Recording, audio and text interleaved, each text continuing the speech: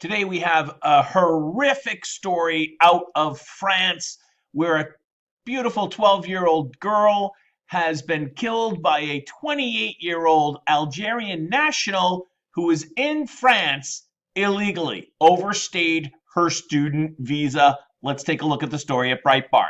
France in shock. Algerian migrants charged for brutal rape and murder of 12-year-old girl in Paris. And here's a picture of her probably outside the apartment where she lived with bouquets of flowers. Just absolutely horrific. I have a teenage daughter. I can't even, I don't even want to think about it. I mean, my heart just breaks for this family. This is absolutely awful. Two Algerian migrants have been indicted in the rape, torture, and murder of a 12-year-old girl named Lola, who was discovered Friday.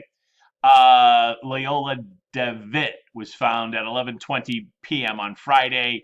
Passerby discovered her in a suitcase in the courtyard of the apartment where she lived. I don't even want to get into the details on this. It's so absolutely horrific. We're not going to get into the details on this, but this sounds like something that I've heard before. And it also echoes a story that Kari Lake was talking about on CNN just this weekend. And by the way, this headline here by Breitbart, France in shock. It is shocking. It is horrific. But it also isn't the first time. Let's just take a look at some examples from our country here in beautiful Florida, from the florida.gov website or whatever it is, flgov.com. Ron DeSantis, governor. Man who brutally murdered Daytona Beach couple during bike week was an illegal immigrant with multiple prior drug charges. This is from March of this year.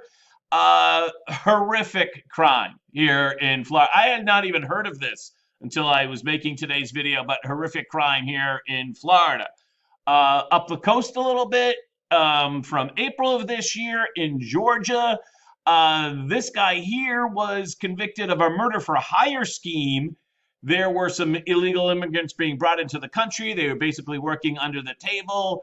There was a scheme to abscond with their wages, about $3.5 million. One of the employees at the tree company, I think it was like a landscape tree removal company, blew the whistle and said, hey, this is illegal, and basically called the cops on them. So they put a hit out on him and killed him because he chose to tell the truth about this illegal alien scheme here in Georgia. Awful. We have this guy. Remember this guy here?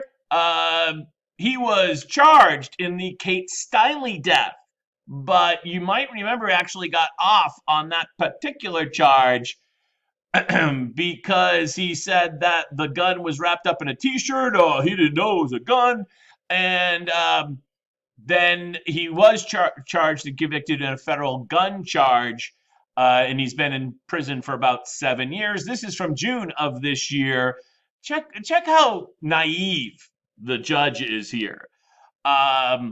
He's facing deportation to his native Mexico. He's already been deported 5 times to Mexico. So I'm guessing this would be his 6th deportation. And the judge here says, if you return to this country again and you are back in front of me, I will not spare you. Let this be your last warning. Do not return to this country. He's been already deported 5 times. This will be his 6th time. I can almost guarantee you he'll be back a 7th time, right? Pretty obvious.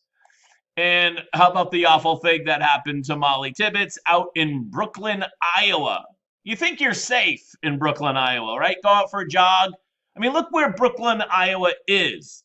It's that red dot in the middle of the screen there, halfway between Des Moines and Iowa City, off of Route 80, in what a lot of people on the coasts would call a flyover state. I don't know if I've ever been to Iowa. I don't think I have, but I'm guessing it is as beautiful as South Dakota. So I'm going to say it's a pretty nice place, and certainly far from the border, but I guess it just goes to prove that every place is a border town. And you probably remember the Molly Tibbetts story. Just I don't want to go over it. But again, undocumented. Just say the word illegal immigrant. illegal immigrant murdered Molly Tibbetts in small little town in Iowa.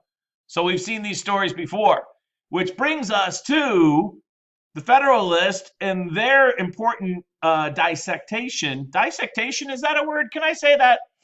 And this was also on Tucker last night. This is Dana Bash indicating that only 1% of migrants encountered at the border have a criminal record.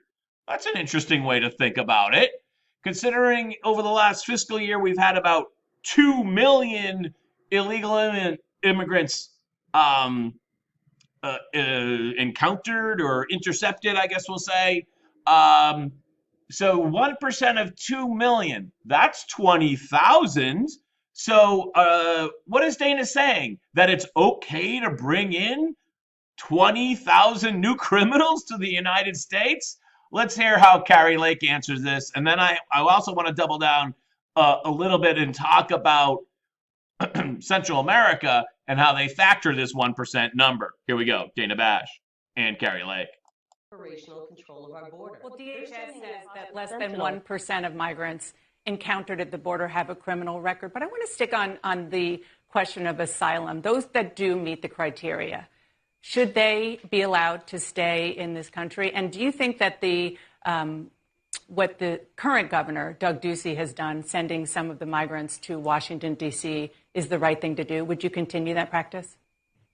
Dana, I'm going to have to disagree with you on that figure you just put out. We have 1 million gotaways. These are people who are intentionally entering this country, mainly through the Tucson sector, and we don't know what their background is. There's a reason they're trying to get in unnoticed. It's because they have a criminal background, and they are coming into this country. Or they're actually currently engaged in a criminal conspiracy, like to bring drugs into the United States. We know that they have tracked down terrorists. They've tracked down people wanted for murder. You can go to the Customs and Border Patrol site, and you'll see we've got murderers coming in. We have people with raps, with a rape record.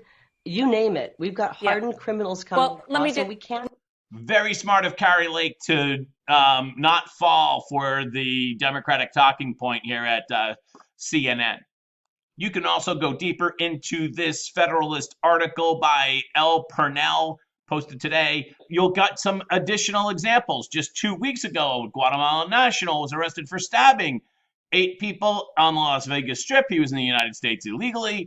Illegal immigrant from Mexico is accused of fatally shooting his partner, 2 of her children, and 2 of her neighbors last month in McGregor, Texas. I do remember that one. There's so many. How could you, it's hard to keep track. Immigration and Customs announced that it had arrested an Ecuadorian man who repeatedly entered the U.S. illegally and is accused of raping a 13-year-old girl in Ecuador.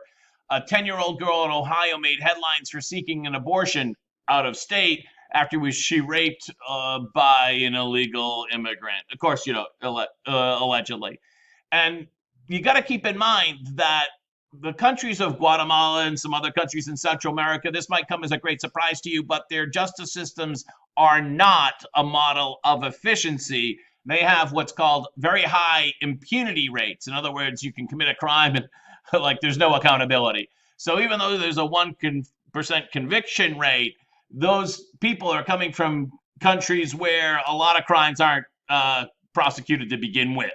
And things like this are just going to continue until we get our own border under control.